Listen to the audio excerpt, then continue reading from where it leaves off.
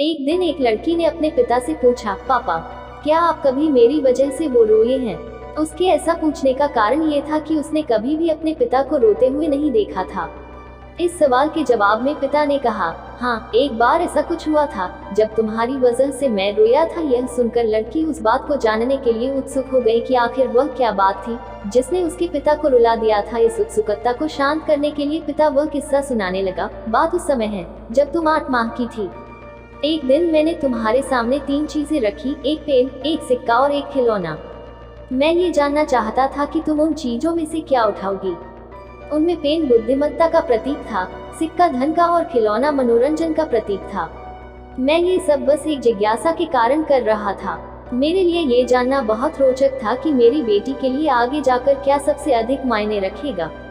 मैं तुम्हारे सामने बैठकर बेसब्री से तुम्हारे अगले कदम का इंतजार कर रहा था। मैंने देखा कि कुछ देर बैठकर तुम उन चीजों को देखती रही, फिर घुटने के बल पर चलते हुए उनकी ओर बढ़ी। जब मैंने तुम्हें आगे बढ़ते हुए देखा तो मेरी धड़कनें मानो सी रुक गई, लेकिन अगले ही पल तुमने उन सभी चीजों को अपने हाथ से एक तरफ हटा दिया और आगे बढ़कर मेरी गोद में चली आई। बस यही वो पल था जब मेरा दिल भर आया था और तुम्हारी वजह से मैं रो पड़ा था। यह किस्सा सुनकर लड़की की आंखों में आंसू आ गए।